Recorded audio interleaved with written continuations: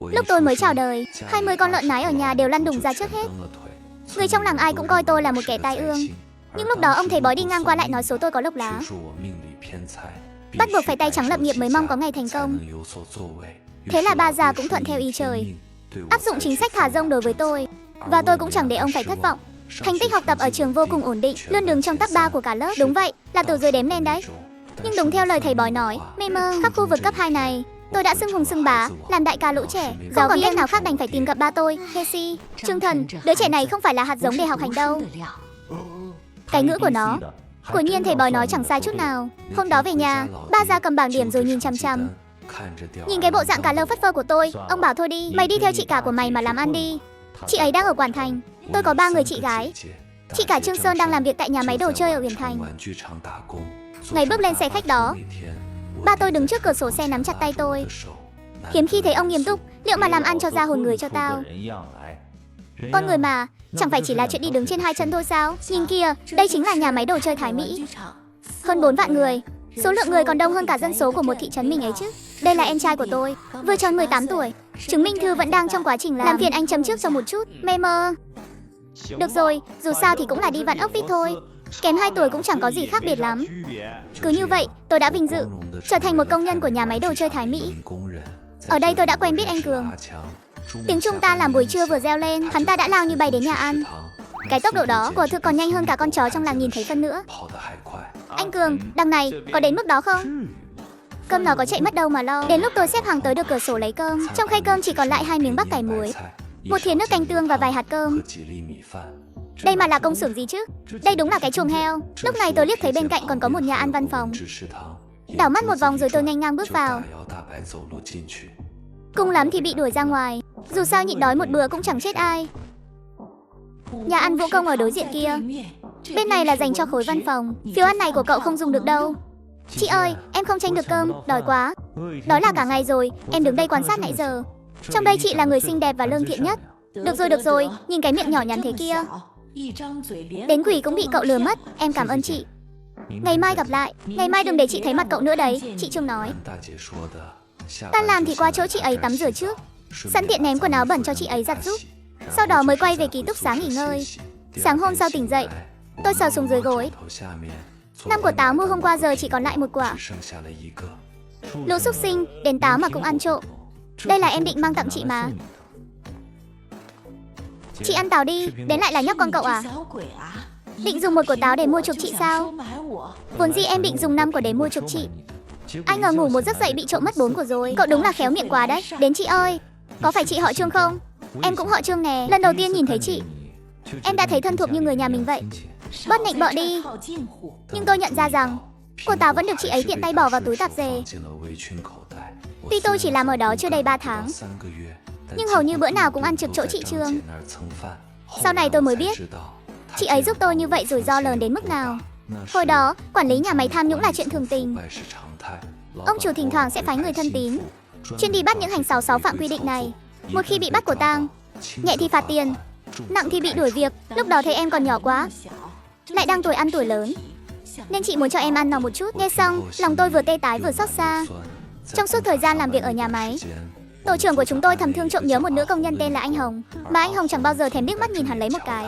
Ngược lại, cô ấy suốt ngày đùa giỡn với anh Cường. Tổ trưởng Triệu vì thế mà nảy sinh lòng ghen ghét, thỉnh thoảng lại đến tìm anh Cường để gây phiền phức.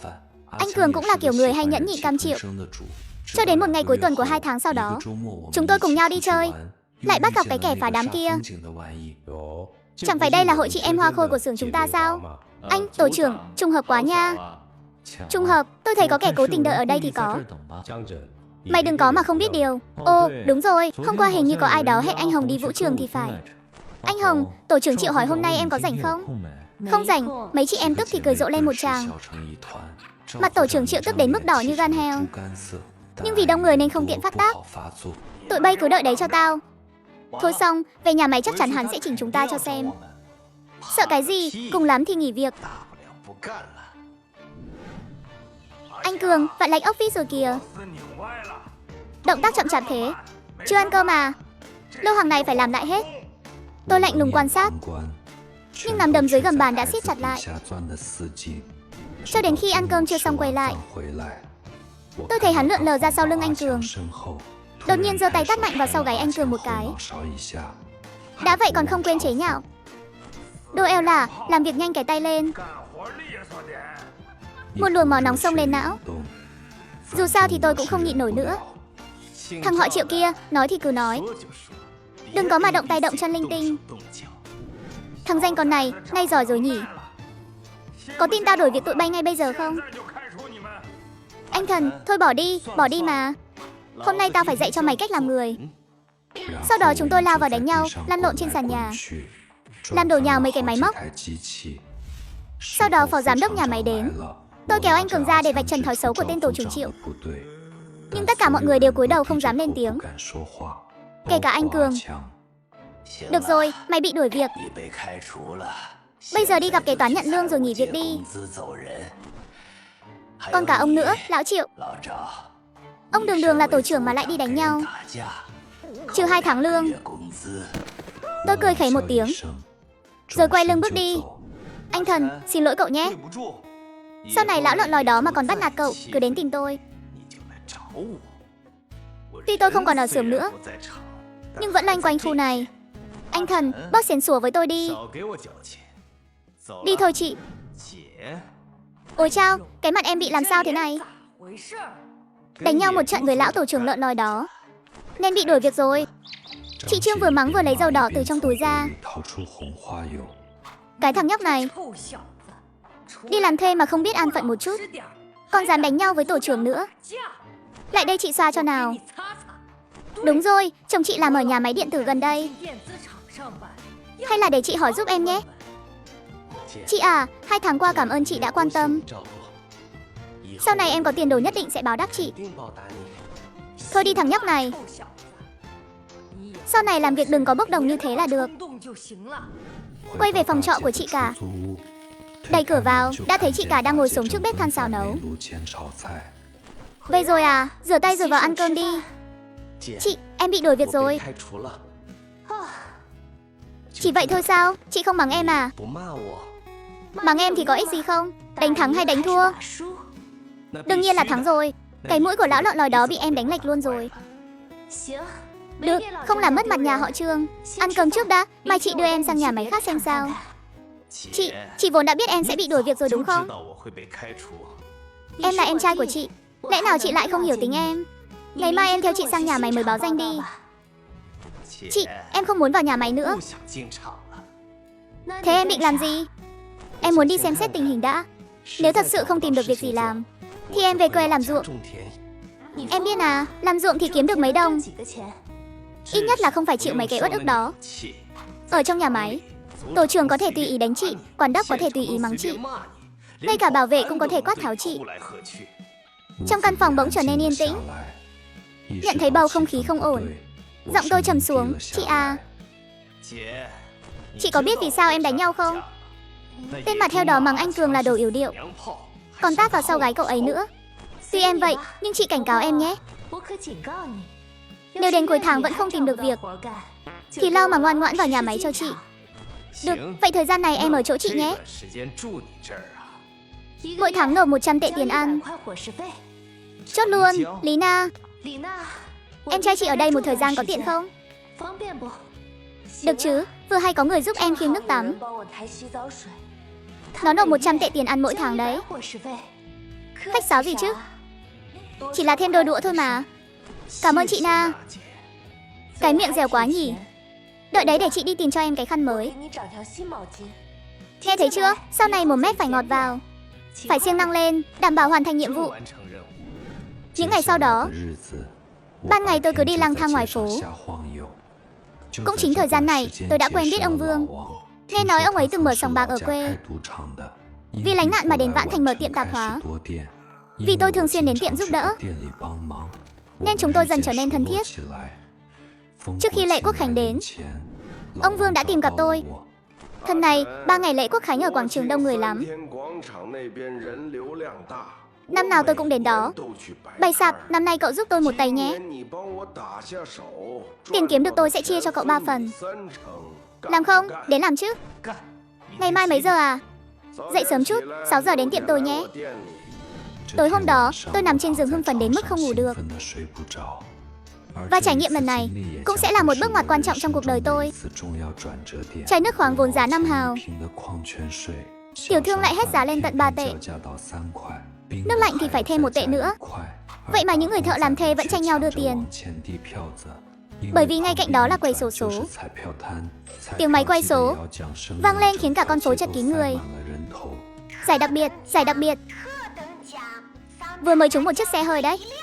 Các giải thưởng giống như ma quỷ, cứ gợi lên sự thèm khát trong lòng người ta. Nhưng tôi lại vờ như không nghe thấy gì. Bởi vì nhờ ké hơi từ quầy xổ số, tôi đã thu tiền đến mỏi cả tay. Dọn hàng xong, ông Vương từ trong đống tiền bới ra 2 sấp lớn, đẩy đến trước mặt tôi. Phần của cậu, 2.400. Cho cậu thêm 100 nữa coi như tiền công vất vả. Tôi nắm chặt lấy sấp tiền. Các ngón tay đều run rẩy.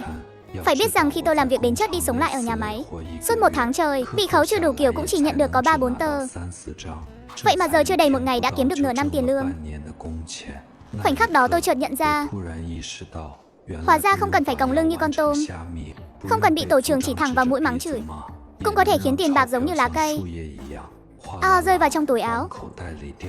Sau khi chào tạm biệt ông Vương, tôi mua 1 thùng bia, ghé quầy đồ chín mua nửa con ngỗng quay, lại cắt thêm nửa cân thịt thủ, hớn hở quay về phòng trọ.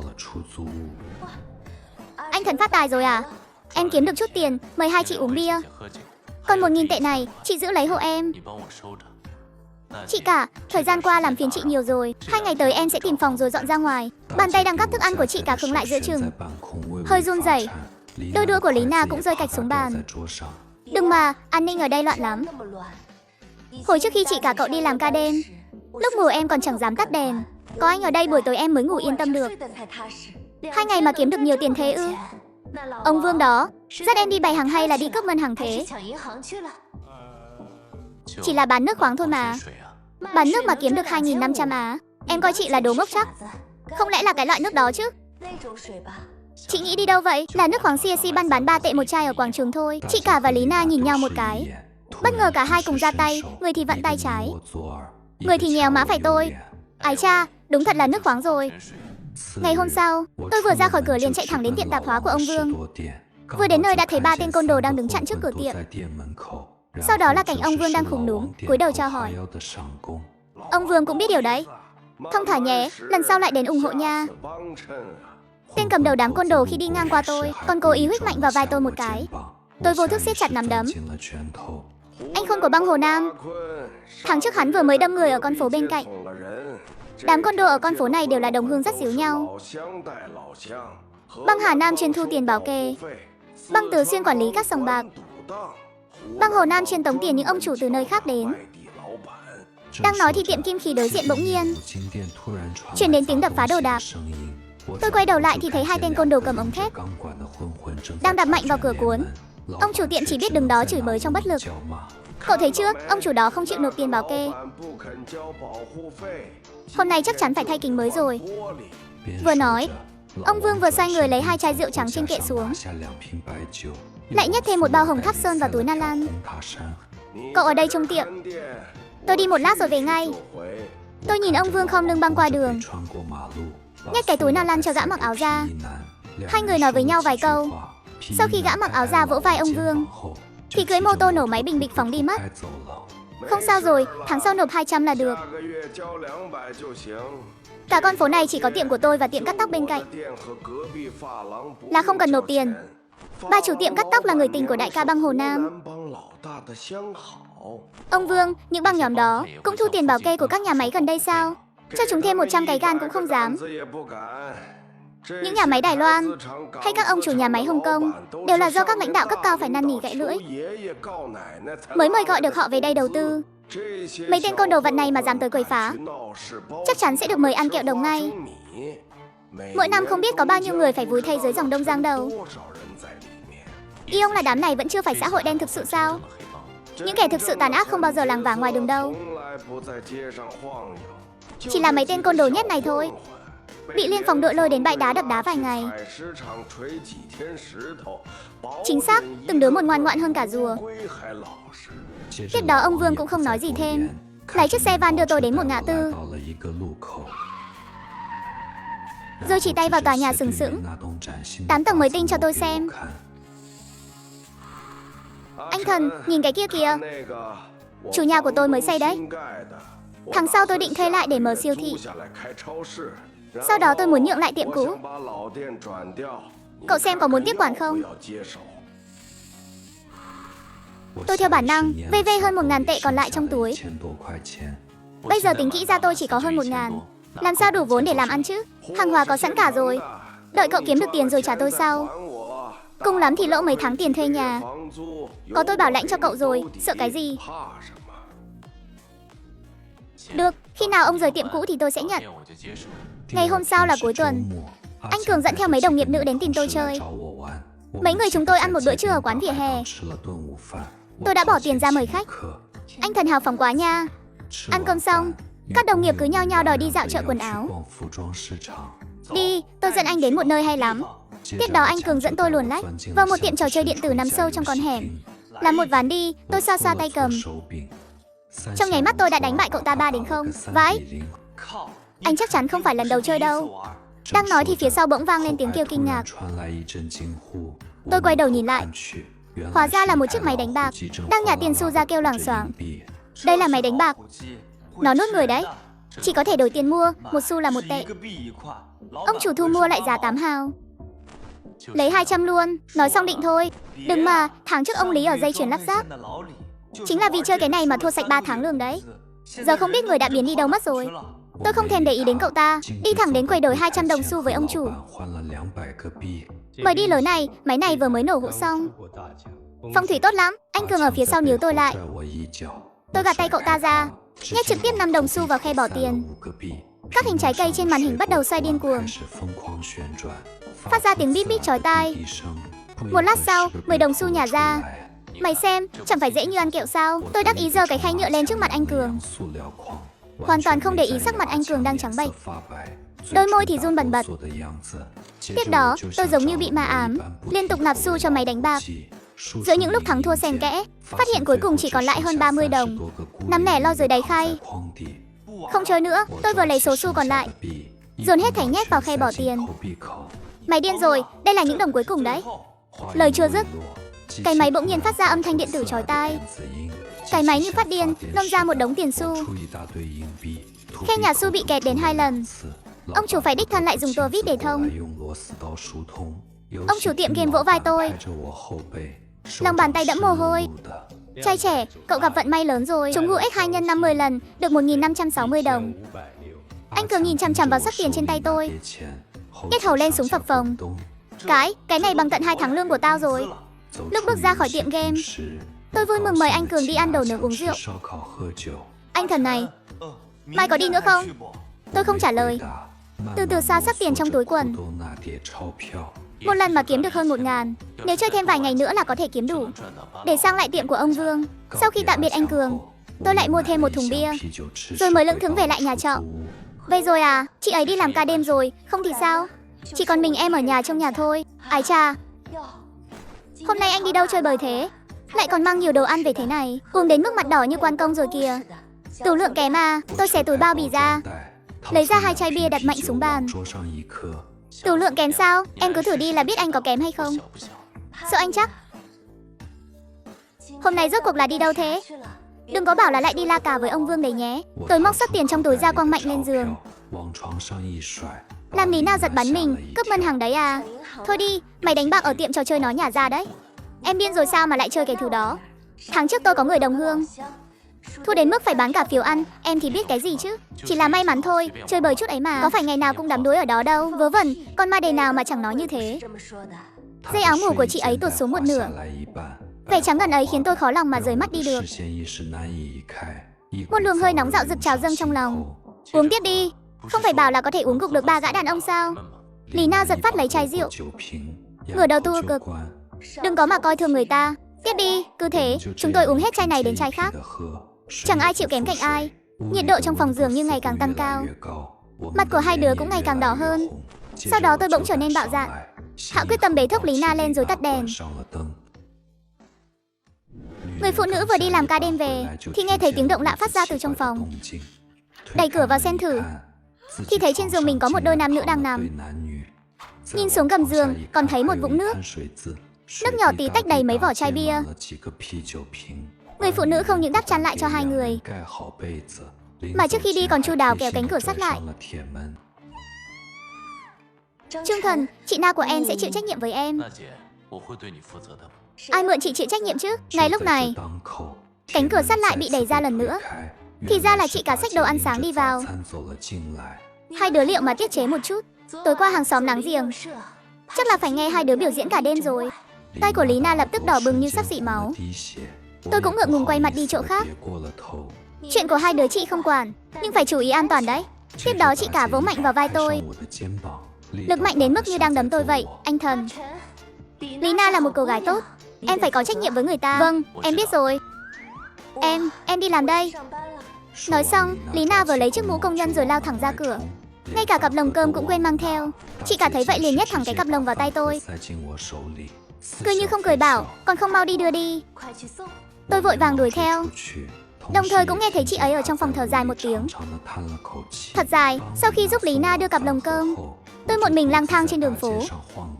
Không biết từ lúc nào lại đi đến trước cửa tiệm trò chơi điện tử. Hôm qua, một gã tóc vàng đang ngồi xổm ở đó nhe răng cười với tôi. Ồ, thần tài lại đến rồi kìa. Ông chủ cũng thò đầu ra từ sau quầy nhìn tôi. Cậu em, hôm nay chơi lớn cỡ nào? Chỉ chơi 2 ván thôi. Trái cây trên màn hình đột nhiên sai làm tôi hoa cả mắt.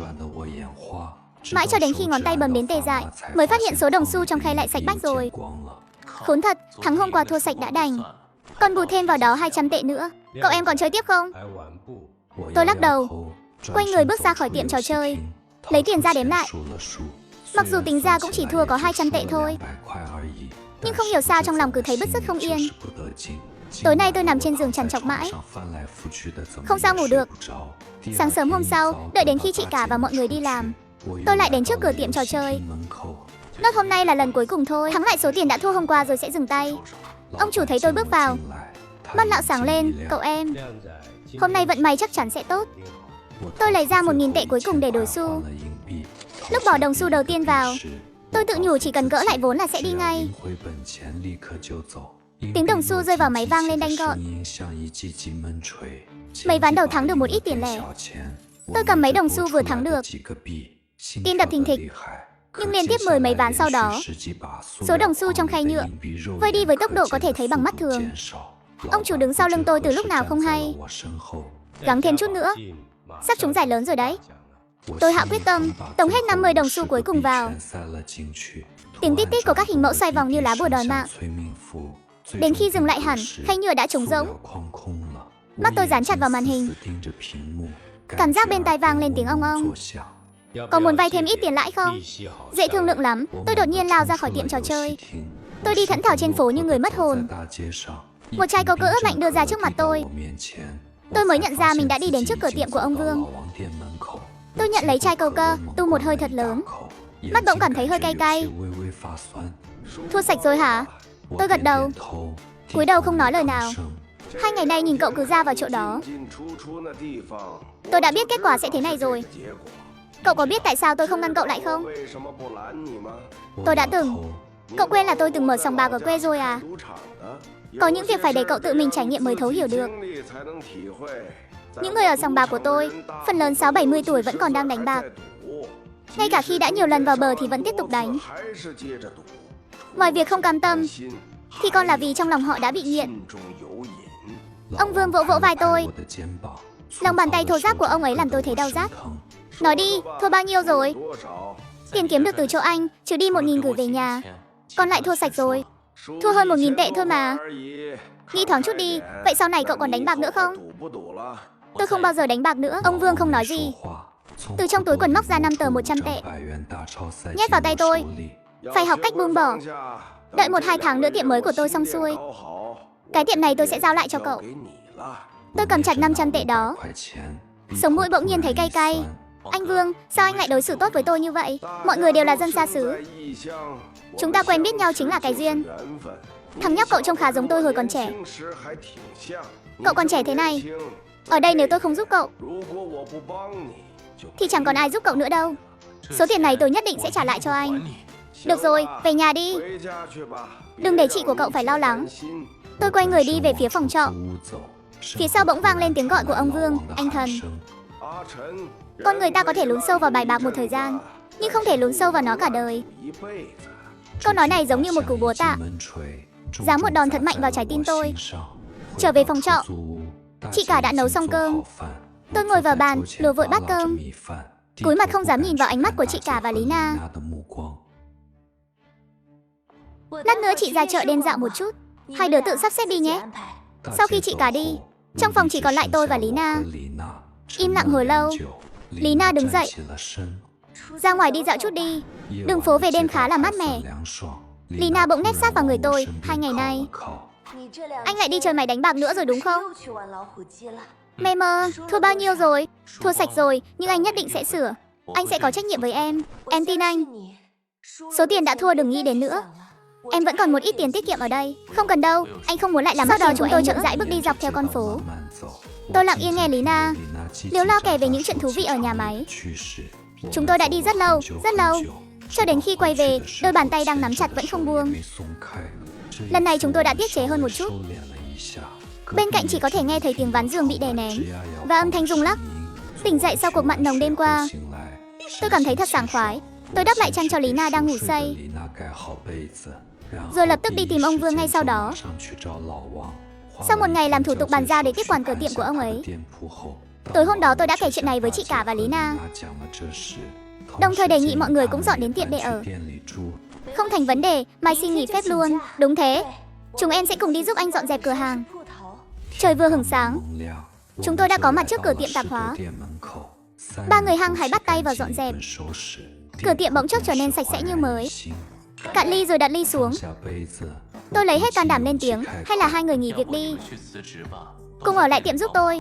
Một mình tôi thực sự say sẩm không xuể. Được chứ, tiền lương em trả cho chị không được thấp hơn ở xưởng đâu đấy. Yên tâm đi, Trương Thần nhìn sang chị Na, thấy cô ấy đang cúi đầu im lặng. Chị Na, còn chị thì sao? Chị cả nháy mắt ra hiệu với Lý Na. Người ta là đang sợ nghỉ việc rồi. Sau này lỡ như chia tay với em thì chẳng phải là mất cả tình lẫn tiền sao? Vành tai Lý Na ngay lập tức đỏ rực như dáng chiều. Yên tâm đi, sau này em sẽ là bà chủ. Tính ra các em đều là ông bà chủ cả, chỉ có mỗi chị là người làm thuê thôi. Lý Na cuối cùng không nhịn được mà bật cười, khóe mắt rưng rưng những giọt lệ long lanh. Chị cả nhân cơ hội lại rót đầy rượu cho chúng tôi. 3 chiếc ly lại một lần nữa chạm vào nhau. Đêm đã khuya, trong phòng, Lý Na ngồi bên mép giường vẻ mặt có chút bối rối. Mượn chút hơi men, tôi bước tới ôm chầm lấy cô ấy. Ban ngày hôm sau, chúng tôi bắt tay vào việc chuẩn bị cho cửa hàng, sắp xếp lại những mặt hàng chuẩn bị gỡ khỏi kệ, cho đến tận lúc chập choạng tối. Những công nhân ta làm nhìn thấy bảng khuyến mãi, liền ngay lập tức vây quanh lấy. Cái này bao nhiêu tiền? Mua một tặng một thật à? Trong tiếng hỏi giá xôn xao náo nhiệt, chị cả và Lý Na bận rộn đến mức chân không chạm đất. Trời dần tối hẳn. Sau khi gói băng vệ sinh cuối cùng cũng được bán hết, chị cả đếm những tờ tiền nhăn nhúm, đôi mắt sáng rực. Bán được 1.635 tệ. Anh Thần vẫn chưa về sao? Vẫn chưa, mãi đến gần 11 giờ tôi mới vội vàng trở về. Chị cả và Lý Na vẫn còn ngồi ở tiệm đợi tôi. Sao lại về muộn thế này? Em ra ngoài đi lò lót quan hệ một chút. Đúng rồi, hiện giờ hai người có bao nhiêu tiền tiết kiệm? Chị có hơn 4.000, hơn 6.000, vậy là đủ rồi. Chuyện là thế này, em thấy công nhân ở đây đông như vậy, nên muốn đặt thêm một chiếc máy xẻng trái cây trong tiệm để tăng thêm chút thu nhập. Lý Na nghe xong, không nói hai lời liền lên lầu lấy sổ tiết kiệm. Chị cả lại cứ níu chặt tay áo tôi. Lỡ như bị phạt thì sao? Lỡ như lỗ vốn thì sao? Tối nay tôi và ông Vương đi tìm Lý Đại Phá uống rượu. Đã nhờ và anh ta lo liệu xong xuôi rồi, sẽ không có chuyện gì đâu. Chị cả vẫn không yên tâm. Mai đến khi tôi hứa số tiền kiếm được tháng đầu tiên sẽ trả chị trước, chị ấy mới miễn cưỡng gật đầu. Sáng sớm hôm sau, tôi liền gọi vào số điện thoại của nhà sản xuất mà tôi thấy trong nhà vệ sinh ở tiệm game trước đó. Khoảng giữa trưa, 2 chiếc máy đánh bạc trái cây cũ đã được giao đến tiệm. Qua trò chuyện với nhân viên, tôi mới biết cái thứ này có thể trực tiếp điều chỉnh tỷ lệ hoàn trả. Thảo nào trước đây tôi thua thảm hại như vậy ở tiệm game. Toàn là chiêu trò cả. Buổi chiều hôm chiếc máy đánh bạc vừa được đặt ra, tôi đã thấy mấy gã công nhân cứ ngó nghiêng trước cửa tiệm. Thế là tôi lén điều chỉnh tỷ lệ hoàn trả lên 150%. Chơi máy mới trúng thưởng lớn đây. Thanh niên tóc vàng dẫn đầu móc ra 20 tệ. Tôi nhận lấy tiền, trực tiếp bóc 25 đồng sành nhét vào tay anh ta. Mày mới khai trương, tặng anh 5 đồng. Những người khác thấy vậy cũng lần lượt móc tiền, đổi cho tôi 50. Đổi cho tôi 20 nữa. Còn tôi nữa, 30. Rất nhanh, mấy gã công nhân liên tiếp trúng thưởng lớn mấy lần. Đến khi họ rốt cuộc cũng thỏa thuê rời đi. Trong quầy thu ngân của tôi đã hụt đi hơn 2.300 tệ. Chị cả thấy vậy liền túm chặt lấy tay áo tôi. Hơn 2.000 tệ đấy. Em điên rồi à? Người ta chơi máy đánh bạc đều thua tiền. Em thì hay rồi, để người ta thắng nhiều thế. Không sao, số tiền này là để họ đi quảng cáo giúp mình đấy. Tôi chỉ tay về phía thanh niên tóc vàng đang hào hứng đếm tiền. Ngày đầu tiên đến mà đã rớt sạch túi người ta, thì sau này ai dám đến chơi nữa. Nhưng mà cũng không thể chưa thấy. Ngày mấy thì phát lương? Ngày 28 cuối tháng mà. Bây giờ mới là ngày 20 thôi. Ha, tôi hiểu rồi. Ông chủ, mai tụi này lại tới nha. Kêu mấy anh em cùng tới luôn. Không thành vấn đề, đợi các anh đấy. Mấy ngày sau đó, mỗi ngày tôi đều dần dần điều chỉnh tỷ lệ hoàn trả của máy hoa quả xuống thấp. Sáng sớm ngày 28 cuối tháng, tôi âm thầm chỉnh tỷ lệ hoàn trả của máy hoa của xuống còn 40%. Ngay sau đó, những chiếc máy rút tiền bước ra từ nhà máy cũng xếp hàng dài trước cửa tiệm. Ai nấy đều phấn khích đến đỏ cả mắt. Thanh niên tóc vàng tay cầm một xấp tiền giấy, là người đầu tiên xông vào. Theo sau là hơn chục người làm thuê với túi quần căng phòng. Ông chủ, đổi 500. Cho tôi 300, đổi cho tôi 200 nữa. Còn tôi nữa, tôi trả thêm 50. Cho tôi chơi trước một ván đi. Được, từng người một, không cần vội. Vì các anh bao nhiêu ngày qua, lần này phải để tôi kiếm chút chứ. Đến giữa trưa, bầu không khí trong tiệm trở nên kỳ lạ. Những người thắng tiền đã sớm cầm chip đi đổi tiền rồi về. Còn lại đa số là những kẻ thua đỏ mắt. Thậm chí có người bắt đầu vay tiền để chơi. Cho đến lúc đóng cửa, ngăn kéo quầy thu ngân đã không còn chỗ nhét. 8.040 tệ. Hôm nay, công nhân đã đổi tổng cộng hơn 13.000 tệ tiền chip. Theo tỷ lệ hoàn trả 40%, lẽ ra phải nhả ra 5.200 tệ, nhưng thực tế chỉ nhả ra 4.800 tệ. Có 400 tệ bị những kẻ thua đỏ mắt đó trực tiếp dùng để mua thuốc lá và rượu, đến tiền lẻ cũng không thèm lấy lại. 8.000. Đúng là 8.040 tệ thật. Thế nào, vốn liếng của mọi người chẳng phải một ngày đã thu hồi xong rồi sao? Anh thần, kiếm tiền kiểu này thực sự không? Sao chứ, đều lo lót cả rồi. Sợ cái gì, nói rồi tôi cầm 2 xấp tiền đã buộc sẵn, lần lượt nhét vào tay chị cả và Lý Na. Cầm lấy đi gửi tiết kiệm đi. Giữa tháng 11, tôi vừa nghêu ngao hát vừa tạt vào tiệm mới của ông Vương. Ông Vương, khai trương đại cát nhé. Nói xong, tôi liền đem một cái túi ni lông đen căng phồng nhét vào lòng ông ấy. Trời ơi, nặng quá thần ơi. Trong này có 2 vạn là tiền cháu trả ông. 3 vạn còn lại coi như tiền đống hàng trong tiệm. Đống đồng nát đó sao đáng giá 3 vạn chứ? Đến 1 vạn còn thấy khó. Ông Vương, không có ông thì cháu đi đâu kiếm được 5 vạn này. Chỉ trong 1 tháng này, 2 cái máy đó đã kiếm cho cháu hơn 5 vạn rồi. 5 vạn à, khá lắm chàng trai. Nhưng tiền hàng cùng lắm là 1,5 vạn thôi. Chỗ còn lại cậu cầm về đi. Không được, ông nhất định phải nhận lấy. Hai chúng tôi cứ đẩy qua đẩy lại. Cuối cùng cả hai cùng cười lớn. Cứ thế bình yên trôi qua hơn 1 tháng. Hôm đó tôi đang ngồi tính sổ sách trong tiệm. 4 tên côn đồ mặc áo sơ mi hoa hoài đẩy cửa, bước vào bên trong. Chào buổi sáng nhé. Mày là ông chủ à? Gan to đấy, dám ăn mảnh cơ à? Vào những năm 90, tôi không chỉ dồn hết vốn liếng, đặt 2 chiếc máy xèng trước cửa tiệm, mà còn điều chỉnh tỷ lệ trúng thưởng lên mức tối đa. Chơi chưa được mấy ngày, tiền trong túi đám công nhân đã bị hút sạch. Nhưng tôi vẫn không ngại vay tiền để cho họ thắng. Hàng xóm láng giềng ai nấy đều cười nhạo tôi là đứa phá của. Còn tôi vẫn bình thản bấm chiếc điều khiển từ xa trong tay. Cuối cùng cũng đợi được đến ngày nhà máy đồ chơi Thái Mỹ phát lương.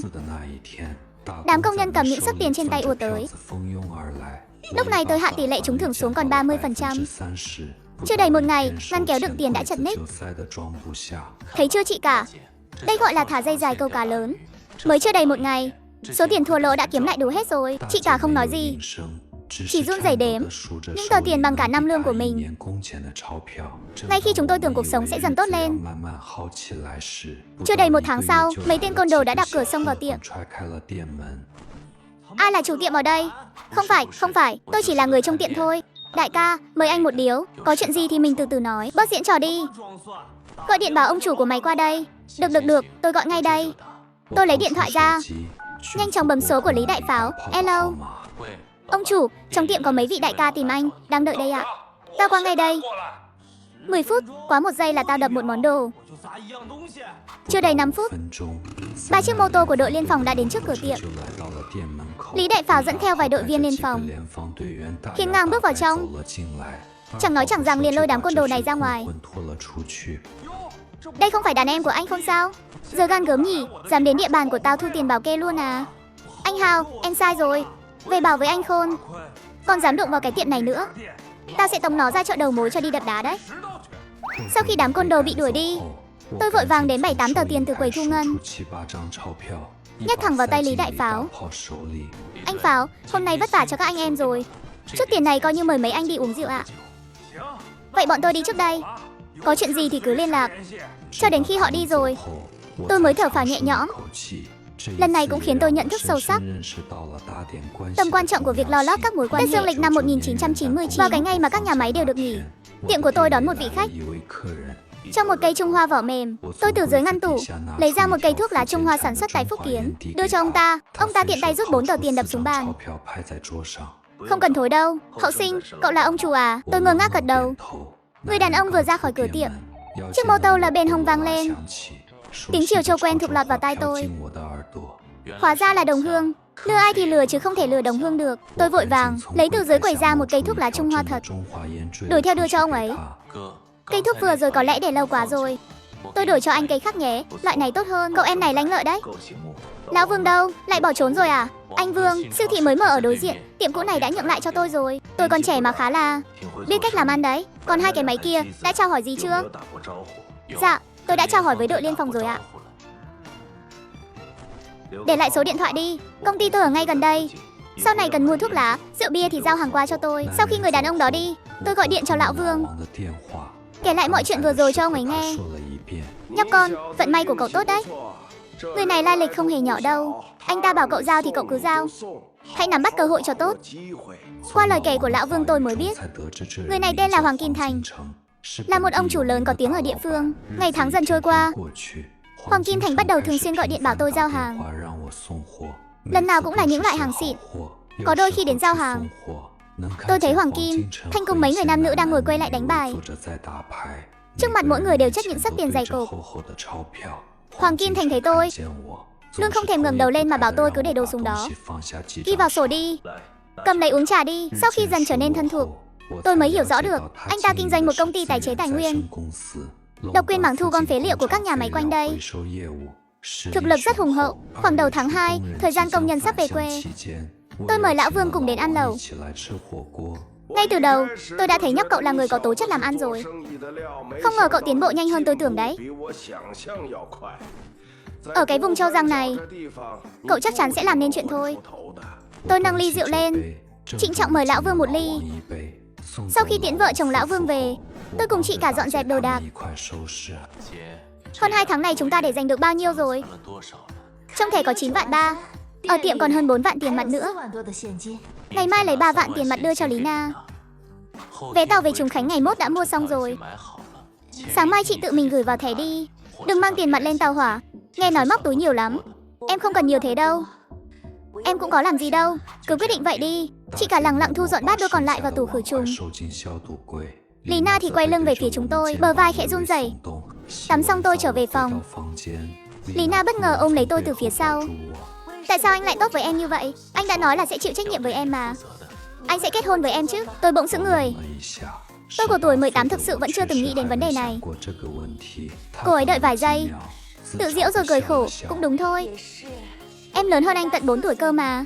Gia đình anh chắc chắn cũng sẽ không đồng ý. Chuyện sau này cứ để sau này hãy nói. Bây giờ chẳng phải đang rất vui vẻ sao? Lý Na không nói thêm gì nữa, trực tiếp nhào tới. Đêm đó còn mãnh liệt hơn cả những lần trước. Sáng sớm hôm sau, tôi tiễn Lý Na ra ga tàu. Lý Na nhào vào lòng tôi, cánh tay siết chặt đến mức khiến tôi thấy đau, mãi chẳng muốn buông ra. Được rồi, tàu sắp chạy rồi. Vành mắt Lý Na đỏ hoe, đôi môi run rẩy, dường như muốn nói điều gì đó. Cuối cùng chỉ quay người đi về phía cửa soát vé. Tôi quay lại căn phòng ở cửa tiệm, lật chăn định nằm xuống. Đột nhiên 3 sấp tiền xếp gọn gàng từ trong chăn rơi ra. Chính là 3 vạn tệ hôm qua tôi đưa cho cô ấy. Tôi lập tức vơ lấy tiền lao xuống lầu. Chị ơi, Lý Na có phải là không quay lại nữa không? Chị cũng không rõ nữa. Cô ấy chỉ nói với chị là ở nhà ép cô ấy về xem mắt. Bạn hỏi tôi điều gì hối tiếc nhất ở thập niên 90? Có lẽ chỉ là không có những cuộc gặp mặt cố ý, thì sẽ thực sự không bao giờ gặp lại nữa. Ngày hôm đó, Lina ôm lấy tôi và hỏi tôi có cưới em không. Tôi đã không trả lời. Mãi đến khi quay về, nhìn thấy 30.000 tệ rơi ra từ dưới gối, tôi mới nhận ra đó có thể là lần cuối cùng tôi gặp Lina. Chị, có phải Lina sẽ không quay lại nữa không? Em ấy, gia đình bắt em ấy về quê xem mắt rồi. Sao chị không nói cho em biết sớm hơn? Anh Thần, Lina là một cô gái tốt. Dạo này hãy cứ để em ấy yên tĩnh một chút. Em cũng nên suy nghĩ cho kỹ đi. Đừng làm nỡ dầu người ta. Tôi hỏi chị cả số thẻ của Lina. Cầm theo 30.000 tệ đó đi đến ngân hàng. Tôi nhìn chằm chằm vào tờ biên lai chuyển tiền cho Lina. Im lặng hồi lâu. Cuối cùng chỉ viết 4 chữ vào phần ghi chủ: chúc mừng năm mới. Những ngày sau khi Lina rời đi, tôi như người mất hồn. Cả ngày tôi cứ ở trong tiệm như một cỗ máy, thu tiền rồi lại nhập hàng. Nhưng ánh mắt lại cứ luôn nhìn về phía chiếc điện thoại. Thế nhưng dãy số quen thuộc đó mãi chẳng thấy gọi đến. Ngày mồng 10 tháng 2 hôm đó, anh Cường dẫn theo anh Hồng và mấy nữ công nhân ở xưởng than đến tìm tôi chơi. Tôi liền đóng cửa tiệm luôn, dẫn họ đến quán ăn Tứ Xuyên ở đầu phố. Chú mày cũng đào hoa thật đấy. Đám độc thân trong xưởng chắc ghen tị phát chớt mất. Tụi em coi anh Cường như chị em thôi mà. Anh Thần, tao thực sự phục mày luôn. Tao ra ngoài 2 năm chỉ biết làm trâu làm ngựa. Mày mới nửa năm đã lên làm ông chủ rồi. Chẳng phải là vì mày sao? Tao cũng muốn ở trong xưởng vạn ốc vít lắm chứ. Làm ông chủ áp lực lớn kinh khủng. Khi nào mọi người về quê? Sáng nay xưởng cho nghỉ rồi. Sáng mai lên tàu. Đều là đồng hương Tứ Xuyên đến Trùng Khánh cả. Trên đường đi dễ bề chăm sóc lẫn nhau. Mùng 8 Tết tụi em sẽ quay lại làm việc. Lúc đó sẽ mang đặc sản ở quê cho anh. Ở chỗ tụi bay đặc sản không phải là cái búa à? Tiên sư nhà mày, cả ba người cười ồ lên. Sau khi bữa tiệc kết thúc, anh Cường ngoảnh lại vẫy tay chào tôi, đi nhé. Hẹn gặp lại sau Tết, nhớ mang theo thịt sông khói đấy. Không ai ngờ được rằng lần gặp gỡ này lại trở thành lần cuối cùng chúng tôi gặp nhau trong đời. Trong những năm tháng sau này, tôi không bao giờ gặp lại anh Cường nữa. Có lẽ đó chính là thời đại ấy. Số phận thực tế nhất của kiếp làm thuê. Bèo nước gặp nhau, rồi mỗi người một phương trời. Ngày 26 tháng Chạp, tôi và chị cả cuối cùng cũng đóng cửa tiệm để về quê ăn Tết. Trên bàn ăn, tôi say sưa kể về những trải nghiệm của mình trong năm qua. Cái thằng danh con này, đừng có mà bốc phét. Để làm ba vui là thật đấy ba. Con bây giờ đang làm thuê cho nó đây này. Tôi lôi từ trong ba lô ra 10.000 tệ, quẳng thẳng lên bàn. Đúng vậy, bây giờ con có tiền đồ rồi. Sau này học phí của chị hai và chị ba cứ để con lo. Ba sau này cũng đừng ra đồng nữa. Đợi năm sau về con sẽ xây biệt thự trên nền nhà cũ này cho ba. Tốt tốt tốt, khỉ thật. Năm nay phải lì xì một bao cho lão vương đầu mới được. Lão vương đầu là ai à? Chính là ông thầy bói trong thôn đấy. Lúc con vừa mới chào đời, ông ấy đã xem bói cho con, nói số mệnh của con toàn là lộc lá, tương lai chắc chắn sẽ phát tài lớn. Vừa ăn Tết xong, chú hai đã gửi gắm anh họ Trương Hạo Kiệt cho tôi, mong muốn anh ấy có thể làm nên chuyện khi đi theo tôi. Anh Thần, anh của con nhờ cả vào con đây. Nó không có tâm địa xấu đâu. Sau này con sẽ hiểu thôi. Chú hai cứ yên tâm, có con ăn một miếng thì sẽ không để anh ấy bị đói đâu. Ba đừng lo. Anh Thần bảo sẽ giới thiệu cho con công việc làm người mẫu nam. Lo mà làm ăn, ráng năm sau về xây nhà. Đợi đến lúc anh biết người mẫu nam là làm cái gì thì anh sẽ chẳng cười nổi đâu. Quay trở lại thị trấn Trường An, Huyền Thành. Vừa mở cửa tiệm tạp hóa, chị cả đã bắt đầu dọn dẹp nhà cửa.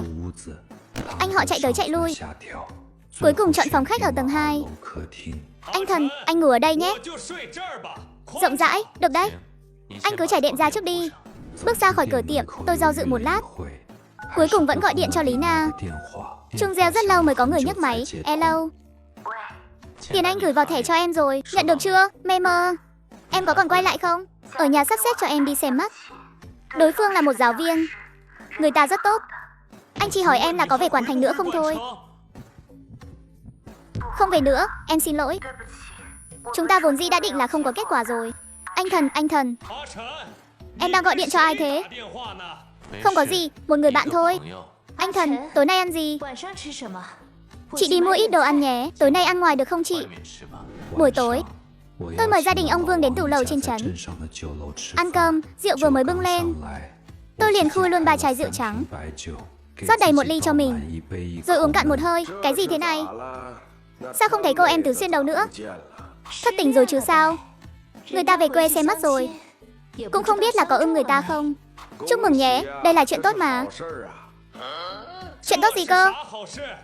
Đừng ngủ với vợ người khác lâu như thế. Nghĩ thôi cũng thấy vui rồi.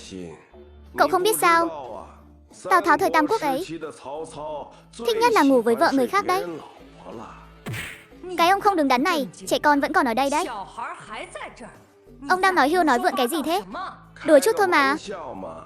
Thôi được rồi, đừng chỉ có uống rượu.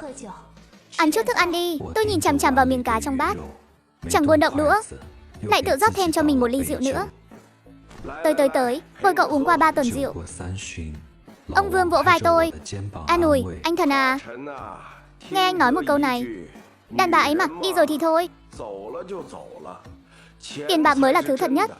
Cậu nhìn xem, giờ tiệm tạp hóa vẫn đang mở, máy đánh bạc vẫn đang hái ra tiền. Sau này loại đàn bà nào mà chẳng tìm được. Thần à, nếu cậu thật sự thích cô em Tứ Xuyên đó, tôi sẽ đi cướp cô ta về cho cậu. Anh Vương à, cái đầu óc của anh, ha ha ha ha. Đàn bà ấy mà, chưa bao giờ là do cậu theo đuổi mà có được đâu. Cái giống đàn bà này, tất cả đều là bị thu hút mà đến thôi. Tôi lắc đầu, lại nốc cạn thêm một ly rượu.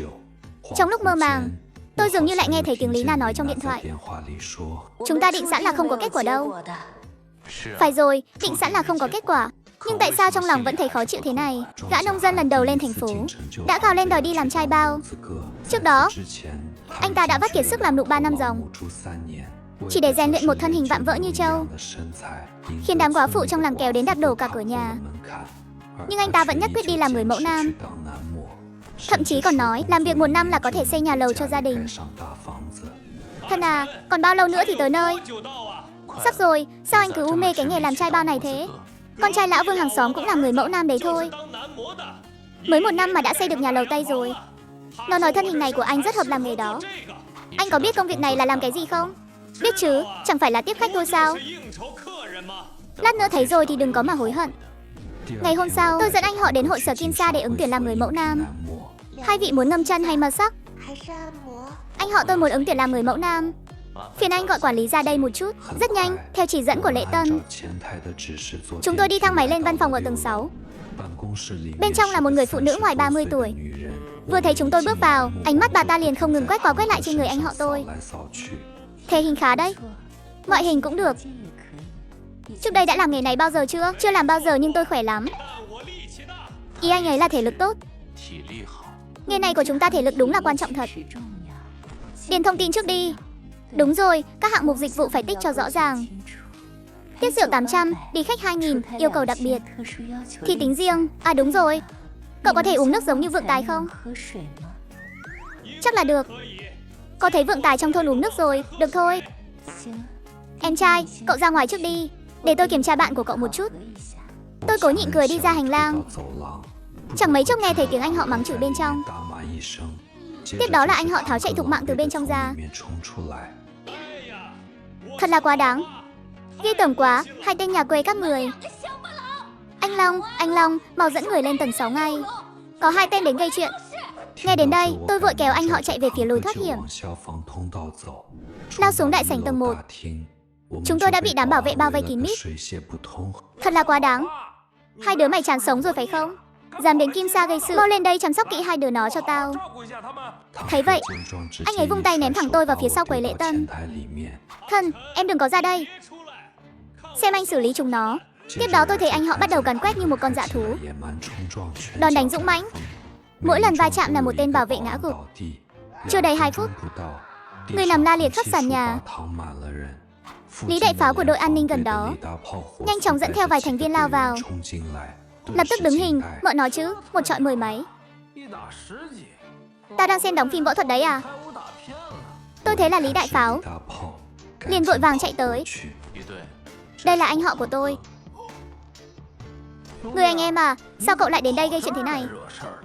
Cổ đông lớn ở đây là Hoàng Kim Thành. Tôi không đắc tội nổi với ông ta đâu. Phải đấy nhóc con, đây là địa bàn của Hoàng tổng chúng tôi. Để xem chút nữa ông ấy xử lý chúng mày thế nào. Đợi chút để tao gọi điện. Hello, Anh Thành, là em, Trương Thần đây. Em gặp chút chuyện ở hội sở Kim Sơn. Sau khi tôi kể lại toàn bộ đầu đuôi sự việc, ngay sau đó là tiếng cười của Hoàng Kim Thành. Được rồi, chú đưa điện thoại cho Lý Đại Pháo đi, rồi lát nữa qua chỗ anh ăn cơm. Dạ, Hoàng Tổng. Em hiểu rồi, anh cứ yên tâm. Anh Thần, sao em không nói sớm là quen biết Hoàng Tổng? Với lại, Hoàng Tổng của các người nói rồi. Chuyện này tới đây là xong. Sau khi khách sáo với Lý Đại Pháo một hồi, tôi đưa anh họ đến công ty của Hoàng Kim Thành. Ngồi đi anh Thành. Chuyện hôm nay, anh Thành, anh ấy xua tay ngắt lời tôi, nhưng mắt lại cứ nhìn chằm chằm vào anh họ.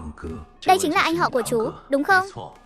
Đúng rồi, anh Thành, để em gửi phong bao cho mấy anh em bị thương, với lại bồi thường tổn thất cho cửa hàng. Không cần đâu, chuyện nhỏ thôi.